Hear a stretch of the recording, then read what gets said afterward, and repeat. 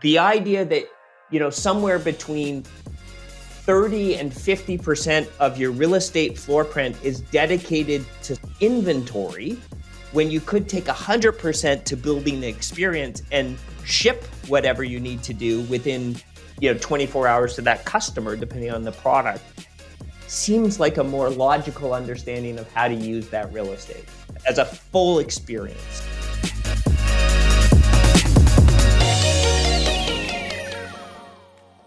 The consumer mindset has changed, yet we intuitively know that consumers have a desire to get back to something that feels normal.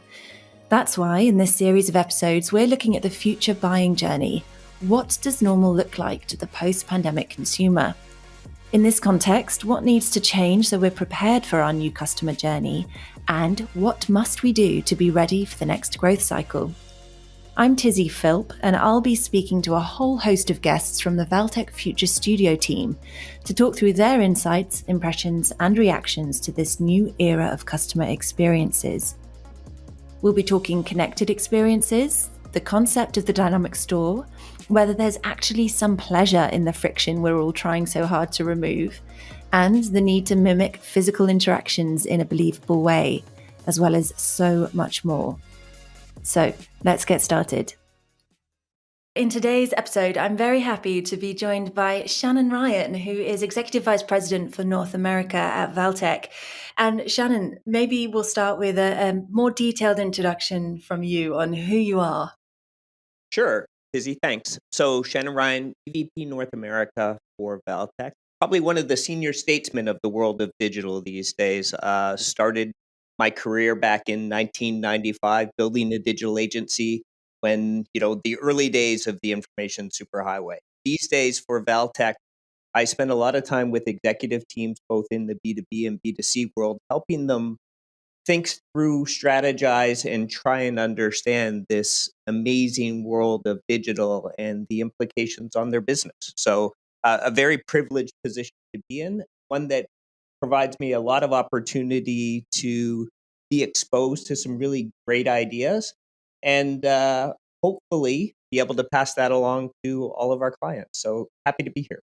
Great, and our listeners as well, who hopefully are some of our clients. But let's see how we get on. Absolutely. So we're obviously talking about the future of the buying journey. We're working on this first storm for Valtech Future Studio, looking all about the customer experience, thinking about the ways that the consumer mindset has changed, how we need to adapt the customer journey, how our clients are responding to what's happened recently. And we've brought you on because it felt like a great time to speak to you about the evolution of customer behavior and something that you've got a lot of experience in. So let's kick off from the start and talk about how has the pandemic changed B2C customer behavior? You guys always start off with such a loaded question. It's a big one. It's one of those questions that I've really wrestled with in a variety of different ways because, as I'm sure many of your listeners feel, it's still ongoing. Yeah, it's still, a lot of the conversations now are how does that customer experience change in the post-pandemic world? And first off, I feel like we might be deluding ourselves by talking about a post-pandemic world. I don't know if we're ever going to get back to a post-pandemic anything. This is something that we are going to wrestle with as a society for a long time in different ways, in different sort of peaks and valleys. And, I think the implications of what we collectively have gone through as a society in this past year and a bit can't be underscored. I think it was Malcolm Gladwell who said, it takes 10,000 hours to form a habit or to master a skill. Well, we're rapidly approaching that as a collective society of 10,000 hours within the world of a pandemic society. And that's to master something.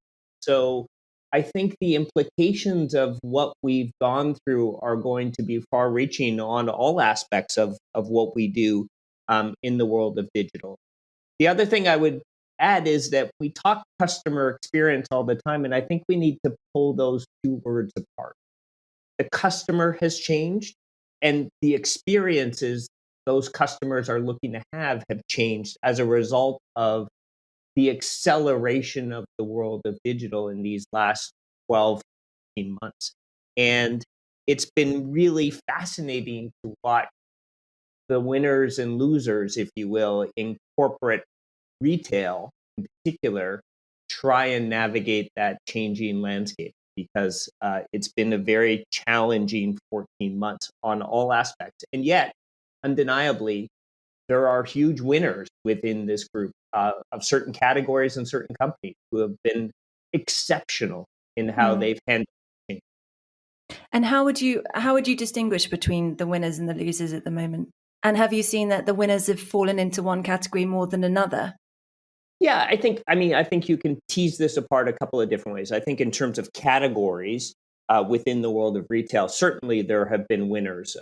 Grocery comes to mind Mm. immediately, where anyone in that category has been on a rocket ship ride relative to the playbook they probably drafted at the end of 2019, right? With regards to their digital evolution, it would have been a nice, slow, and steady ramp to the right. That playbook went out the window probably around March and April for most of those categories. Anyone in home fitness, your Peloton, the rest of those have gone on a similar journey. I think where we've seen brands fall down is I think the pandemic was a very strong litmus test, if you will, for the authenticity of a brand. And I don't think we should diminish, especially here in North America, that we didn't just go through a pandemic in the last 12 months. We went through a massive amount of societal and cultural evolution, be it from the Black Lives Matter and the killing of George Floyd, be it to the divisiveness of the past administration and what happened on Capitol Hill. Those things are going to be sticky in the collective consciousness of consumers moving forward. And they've changed so many things moving forward that we will need to consider as we continue to map the world of digital retail in particular. I really like that you used that term stickiness. I saw another report from, I think it was a McKinsey report, Mhm. who said behavior changes are not linear and their stickiness will depend on satisfaction of the new experiences. And that's so important, isn't it? These things are only going to remain sticky or become sticky and hang around if the experience matches what's required, right? But I would even say not only matching the expectations as you think about it in the digital journey, but also think about it in broader sort of societal terms, right? There was a study I read that we I think collectively did this march towards a more localized shopping circle, if you will, right? We shop local, we shop more closely, but we also really felt back to the comment about the authenticity of brands. And there was a study out that, the current generation, Gen Z, millennials, etc., are 80% more likely to purchase something if they believe in the authenticity of that brand, if they believe in the societal impact of what that brand stands, if it has a broader social message. And I think, you know, trying to put together all of these chess pieces, if you will, on a board to then form a strategy to say this is how we're going to go forward in a quote post-pandemic world, or even whatever 2021, 2022 is going to look like, is an incredible daunting task for the management teams in all of the businesses that we engage. You said at the start there that we had to break this down into two things. We have to break this down into changing customer expectation and the experience itself. And how can we deliver an experience that actually gets you up and into a store? Because we've all developed this behavior now, haven't we, where it's so easy to sit online and do everything and get everything that we need online, that what is it that's going to get us up out of our seats? And we talked a lot about this pre-pandemic. Before any of this happened, we were talking about the importance of the physical store, how it needed to become a place, a destination in its own right. So this was already happening. The pandemic has added an additional layer of complexity on top of that problem. But before we go into that in more detail, let's really focus in on this difference between changing customer expectation and the experience. So let's go to the changing customer expectation. What are the key things you've seen? There's a couple of different elements of that, Tizzy, I think that are interesting. I think to your point, I think the pandemic has essentially provided an accelerant to the fire of digital. And from a customer standpoint, I think the rising halo of expectations of the omnipresence, if you will, Mhm, of what a brand or even a retailer should be able to glean, intuit, sense, understand to help you fulfill your expectation of what you want to do as a consumer has increased tenfold in the past 12 months. There is little room for retailers not to be able to stitch together the world of physical retail, digital retail, social commerce, social community in one cohesive profile of who I am as a consumer to be able to serve my needs. Now, arguably, it's a bloody unrealistic expectation that the majority of people have for many retailers to achieve that. mhm, There's just no way that they can get there in the amount of time that the expectation from a consumer anticipates that to happen. mhm. So I feel for them on that side. That said, it is going to be a massive divider between winners and losers in terms of those who are moving in that direction versus those. And Shannon, just to interrupt there, how much of Yeah. that do you think comes down to budget? Because if we look at what we've done with, for example, MAC Cosmetics, Mhm. we're assuming that every retailer has the budget, the scope, the ability, the resources that someone the size of MAC Cosmetics has to be able to deliver that experience really well. And if it's not delivered really well, then it's going to have an even more of a detrimental impact, right? You can't do it half-assed, so to speak. You have to deliver it completely or not at all. So how much does budget and resources come into it here? I'm going to give you a consultant's answer, which is somewhat. And the reason I say that, Tizzy, is that a phrase I use a lot with my customers when I'm in meetings is with a checkbook and electricity, we as Valtech can build you anything. The hard part is to figure out what you want to build. And by that, I mean the prioritization of what you want to tackle is almost more important than the budget you have. Let me try and explain that a bit more. There is no lack of opportunities in front of retailers in terms of what they can do. They can focus on social, they can focus on mobile, they can focus on customer engagement through better CRM linkage. They can there's no lack of things to try and tackle.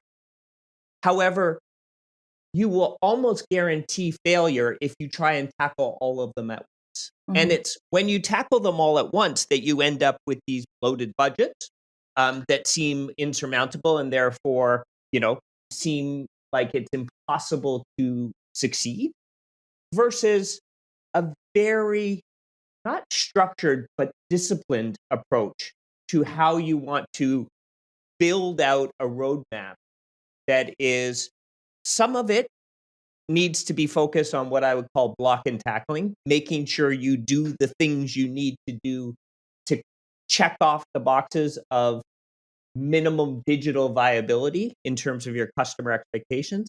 And a portion of your budget needs to be set aside for experimentation, testing, and analysis. mhm, And really running almost with what Gardner used to call a two-track, IT, but sort of a dual stream of incrementally getting better on the pillars of digital, while at the same time having a curious mindset, if you will, to what is possible, what's coming, and where you want to be as a brand or as a retailer. Now, the challenge with that is that I think one of the other major shifts that happened in the previous 12 to 14 months has been an increase in the muscle memory of executive teams around the word agility, around flexibility, around pivot. And those companies that have succeeded have been very good at being able to sense information, disseminate information, figure out what to do with it, and then put together a very cohesive plan to move their business forward. And some of them almost, you know, godlike have been able to do that in anticipation of some of this. For example, Nike, I think, has done a phenomenal job in navigating waters. Their messaging has been bang on. Their brand has continued to echo the ethos, if you will, of what that product stands for. Mm. But the digital infrastructure and plumbing that they have put in over the previous couple years has bared fruit at a time when others dropped off, and they were able to pick it up and run the ball farther than most ever would have thought because they had this digital foundation. Such an interesting thing to think about, isn't it? You kind of get to this point now where you wonder what is driving what? Because is it customer behavior that's driving digital transformation, digital evolution, or is it this amazing investment that's gone into digital, this amazing focus that's been in digital? You know, we talk about the fact that in the last year we've seen 10 years worth of innovation, you know, Mhm. from this focus that's been applied on it. What's driving what, do you think? Is this digital, the capabilities, the availability of digital, the possibilities available to customers through digital? Now that customers are aware of this, they're demanding more and more and more? Or is it the customer behavior that's still putting the pressure on companies to change their digital means? Do you see where I'm coming from? It's a very fine line, but you wonder who's driving who now. Yeah, I think you're way smarter than I am, Tizzy. I don't know. I think that there was already a reckoning taking place in the world of retail before the pandemic. There was no doubt about it. There was hundreds of articles talking about this sort of the the end of retail. Now, again, as I started off chatting with you, I said I'm somewhat of a senior statesman in the world of retail. I went through the first waves of, digital back in the mid to late 90s when brick and mortar was going to go away completely and everything was going to, well, that didn't. Um, but I think we are seeing truly a shift in the tectonic plates of what it means to be a retailer that is precipitated by the functionality of digital. And by that, I would mean that the role of a store forever is changing. You Mm, know, a store historically was primarily about inventory and transaction. It was your ability to pick up an item at a store, purchase it, and leave. And what's happened because of the acceleration of digital and just digital in general is the fulfillment side of a retailer happens in a multitude of channels now. And you couple that with the increasing flexibility and capabilities of delivery networks, mhm. and you can get whatever you want whenever you want wherever you want almost universally these days. So what it's done is challenge the retail to come up with a reason to figure out why would someone go to a physical. And I think on that point, I think executive teams and leadership and the sage lead wisdom of all digital, I think we're all still trying to figure that out. We're trying to come up with, you know, mimicry, if you will, of physical spaces. So VR, AR that, puts you into a physical store and allows you to do it digital. Well, that just feels hokey on a whole bunch of levels. I think Yeah. we haven't figured out how to take the idea of shopping separate from the idea of fulfillment and transaction, which Mm. is if I know what I want, I don't need to go to the store.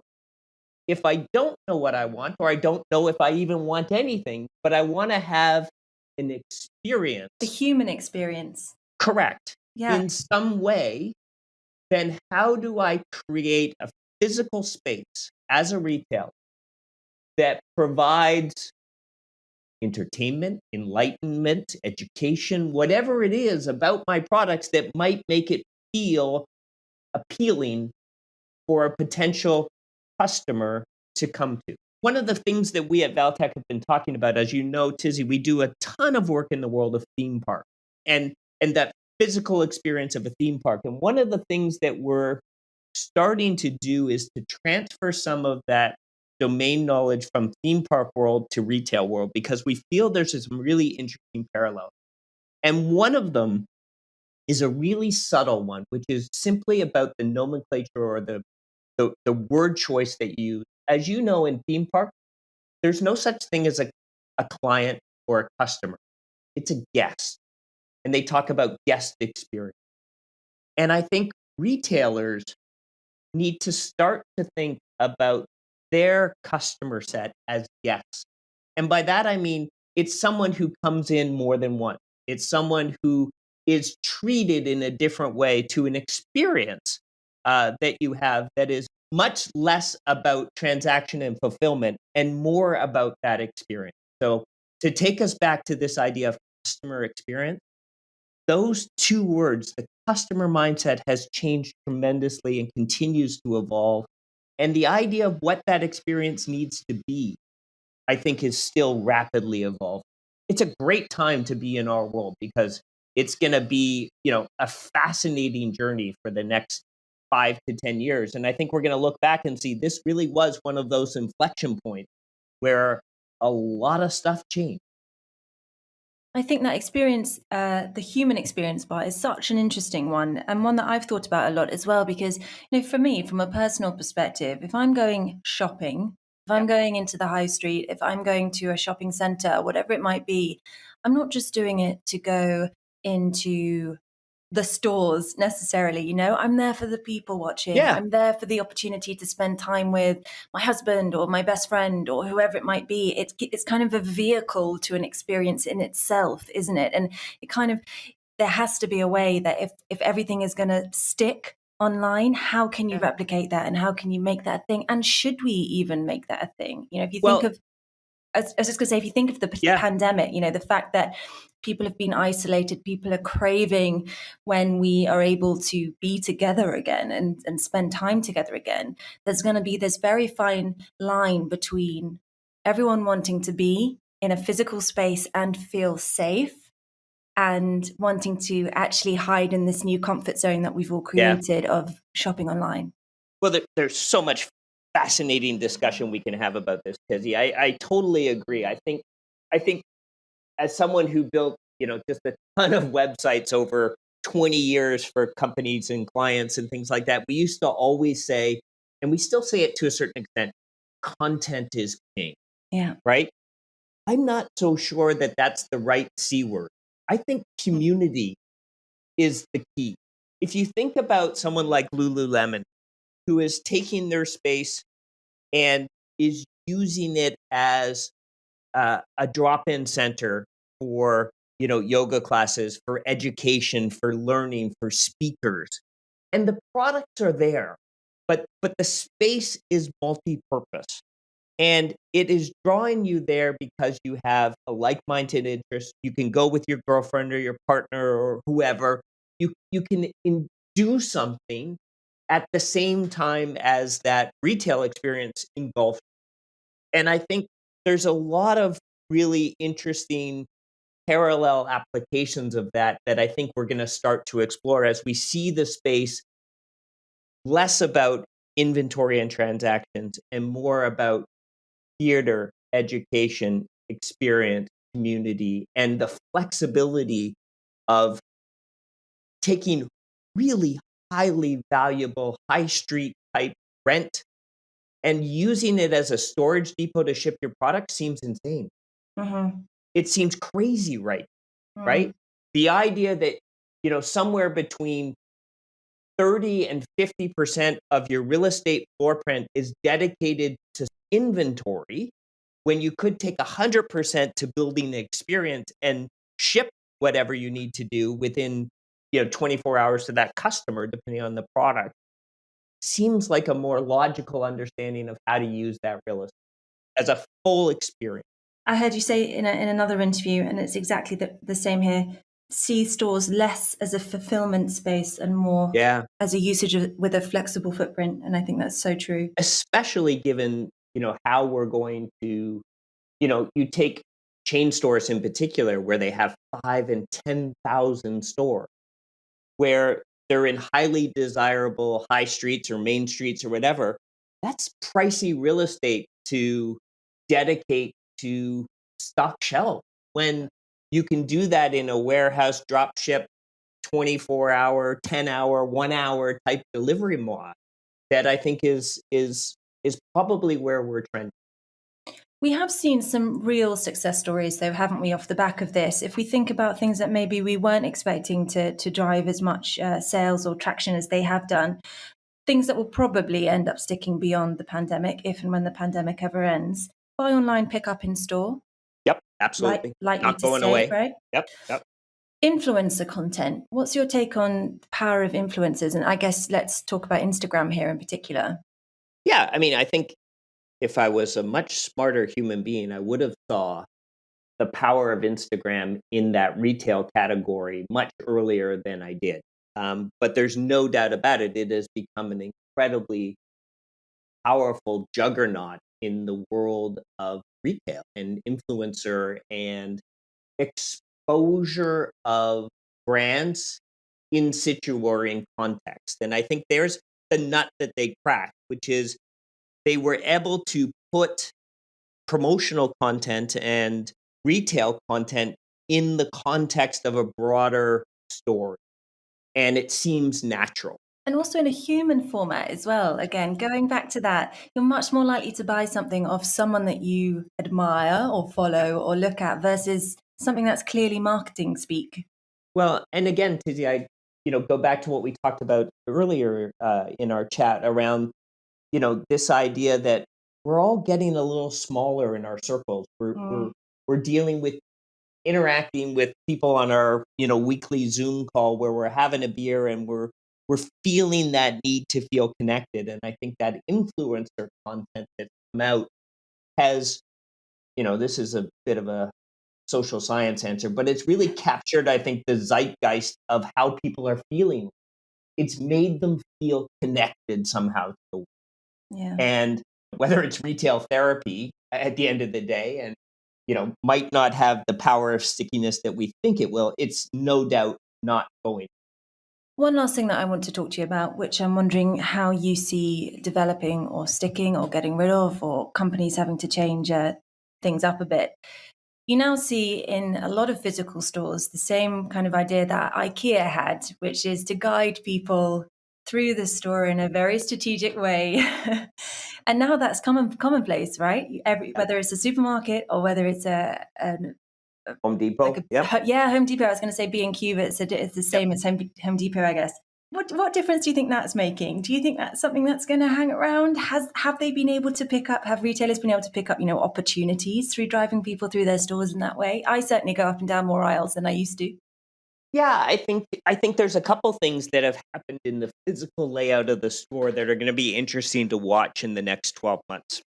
I think one of the things that is a plus as a retailer is I think collectively we've become a little bit more open to the idea of checking in because they need to monitor the numbers and look for sort of crowds and choke points and other such things. And this idea that you check into a store and have more of a guided experience, I think will stay for some places and maybe go for others. But I think it's there used to be, I think, a real hesitancy in that in people. And I think that it might be one of the passive benefits of the pandemic for some retailers that they're able to glean a little bit more customer intel from that process. Mm. I think the other thing that's interesting is just the physical layout of the store is going to change in a multitude of ways depending on the life cycle of the pandemic and what we're dealing with. I spoke previously about this concept of the third space. The idea that, work is one space, home is another, and then third space was sort of where you went to gather and feel connected and part of a community. And brands like Starbucks or Mm. your coffee shop were purposely built to be that third space where they specifically designed the comfy couches and the chairs for little nooks and crannies to be able to sit with your friends, your colleagues, your family, and enjoy that third space. And what's happening now is I think we're seeing a transition to less focus on that third space as being a physical space occupied by a retailer. And Mm. so brands like Starbucks are rapidly thinking through how they change their physical store footprint to be more reflective of a transient customer. Grab and go counters, quick serves, digital apps with pickup windows. And the implications on that organization and many like it to rethink how they orientate and build out tens of thousands of stores is a monumental decision. Yeah. And they're not alone. There's multitudes of retailers and brands that need to start to think about, does the physical store, which again is in many cases a reflection of the brand promise, is the reflection of the authenticity of the brand, does it need to evolve, or can it stay the same as we ride out the next 12 to 24 months of whatever this, life cycle of the pandemic and changing customer evolution is going to look like? I'm really glad you brought that up because we have another conversation within this same series, which is all about this dynamic store concept and what can Yes. we Yeah, do with, Jeremy. Yeah. yeah, with Jeremy Dimster. How can the physical store be transformed? How can we work with data to transform the store overnight? How can we reposition stock? How can we sort inventory in a way that is much more responsive to trends, data, influencer content, whatever it might be? That's going to Yeah. be a really fascinating conversation. But we talk about how you used to go in a store and this you used to be about how you interacted with the store, right? How you connected to the Wi-Fi and you did something. Now, it's about how the store interacts with you, how the store senses it knows who you are, it knows what you've purchased before, it knows what you've looked at online, knows what you've, commented on in social. And Mm. then you get a much more tailored or guided sort of engagement experience as you move through that physical location. It'll be a Mm. super exciting and a delicate balance act between Yeah, charming and not privacy. alarming. Yes, Yeah, charming. I love that. Charming and not alarming, but that's exactly right. And is that going to solve the problem of getting yep, people into the store, or is it going to terrify them even more? exactly. So then we need to kind of round up this conversation because we are on our time. But we brought you in to talk about the evolution of customer behavior. I think we've done that. I think we've talked Mm, about some of the trends that we've seen accelerated over the last year. Another phrase that has been wildly overused over the last 12, 18 months of acceleration, new normal, unprecedented. I'm trying to remove all of those from my Yep. podcast in future. But we've Good luck. definitely talked definitely talked about the things that we think are going to stick, the fact that we need to break this down into the customer expectation and the experience itself, this fine balance between online and offline behavior, and how can we make sure that we're injecting the human back into it as well. In this time where we've been stripped of all human contact, there is going to be a real craving for bringing humans and our natural human behavior back into this process as well.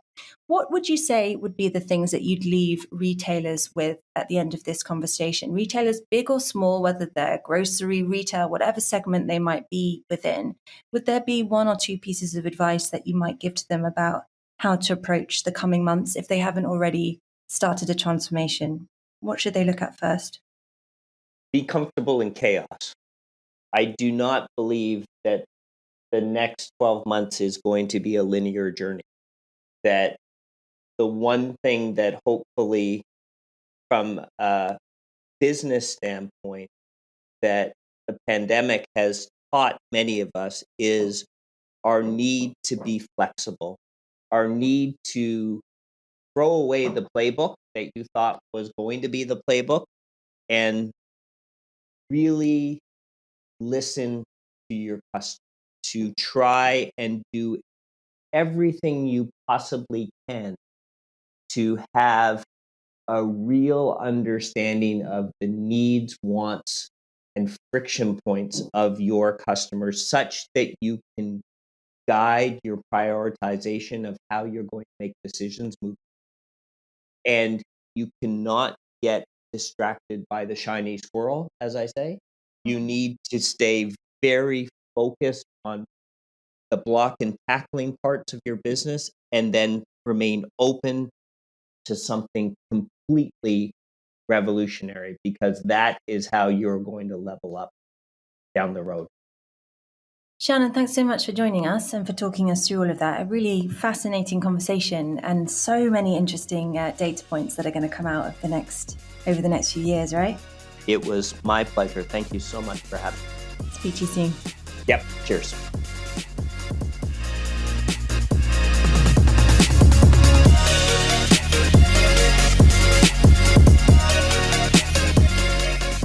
Thanks for listening to the latest episode from Valtech Cafe. You can find out more about the Valtech Future Studio and the amazing work they're doing to bring together pioneering research and insights, strategic planning, human-centered design, and emerging technology in an innovative way that transforms businesses at futurestudio.valtech.com. We've got a great lineup of Valtech Cafe content set to come your way this year, so make sure you subscribe to get the latest digital insights straight to your favorite channel. Until next time.